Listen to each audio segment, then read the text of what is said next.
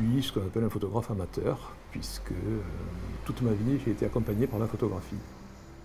Peut-être ai-je fait de la photo parce que j'y vois mal.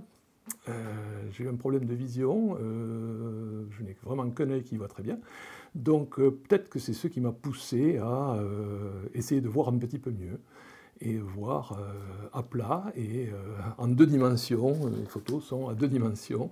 Voilà, c'est peut-être un avantage que j'ai tiré de ce problème. Dans les années 70, lorsque j'ai démarré la photo, j'étais sur place, j'avais peu de moyens, donc j'ai commencé par photographier ce qui m'entourait et le monde dans lequel je vivais. Donc, fils d'agriculteur, j'ai photographié le monde agricole, mes parents, mes voisins, les animaux, etc. Et progressivement, je me suis rendu compte que la photo humaniste, c'était ça aussi, c'était de photographier les gens dans leur milieu. Et que finalement, je n'étais pas parisien comme Douaneau ou Bouba, mais je pouvais rendre compte de gens dans leur situation, déjà à l'époque et dans ce milieu rural.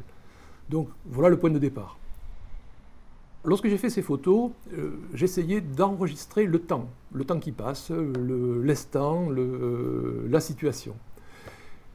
Et c'est en vieillissant, maintenant, 40 ans plus tard, que je trouve que ces photos ont une valeur patrimoniale. Parce que les photos des foires de Gourdon, qui ont totalement disparu, maintenant, là, on est vraiment dans un témoignage patrimonial.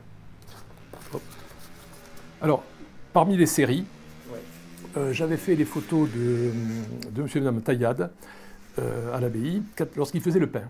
Et le soir, vers 18h, ils m'ont dit c'est pas tout, mais on a bien fait le pain toute la journée, mais maintenant il faut aller traire. Et voilà, et ils sont partis traire. Voilà. Donc on est parti à la grange avec M. Taillade, Mme Taillade qui partait à la grange. Alors, ils ne traillaient pas tout le temps à la main, ils avaient aussi la treilleuse électrique. Et là, voici Élie Taillade, lorsqu'il remplit son bidon de lait, après avoir trayé l'ensemble des vaches. Symboliquement, le fond noir permet de bien détacher le personnage dans son action.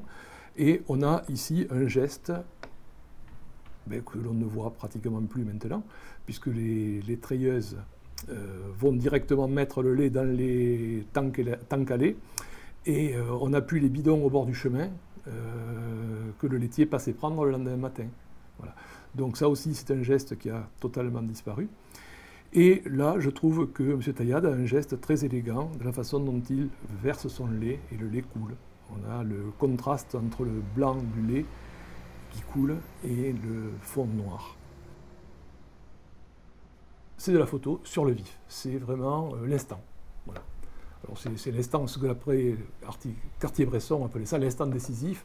Bon, je ne sais pas si j'y suis, ce serait très prétentieux de ma part de me comparer à Cartier-Bresson, mais j'espère avoir pu capter quelques clins d'œil, quelques expressions, quelques mouvements, quelques gestes dans un cadre qui le magnifie.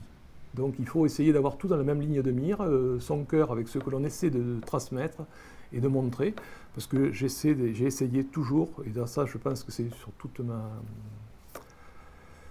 carrière de photographe, d'être dans quelque chose qui valorise, qui est valorisant. Les gens, il me semble, sont beaux dans leurs gestes. Là j'ai un portrait d'André avec il a encore le panier au bras et le sécateur à la main. Et voilà Odette, qui était juste à côté et qui m'a envoyé ce petit sourire. Ah ben tiens, j'avais celle-là aussi, de Odette, voilà. Ça c'était avant-après. C'était à 2 instants, il y a 2 photos différentes. Voilà, j'ai fait 2 photos d'Odette, une.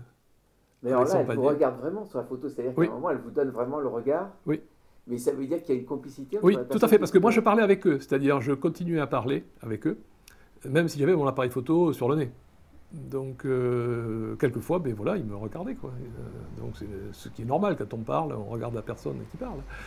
Donc, souvent, j'essayais justement, j'accrochais leur regard, non pas en leur disant « regarde-moi », mais uniquement en discutant avec eux de choses qui les intéressaient ou qui m'intéressaient.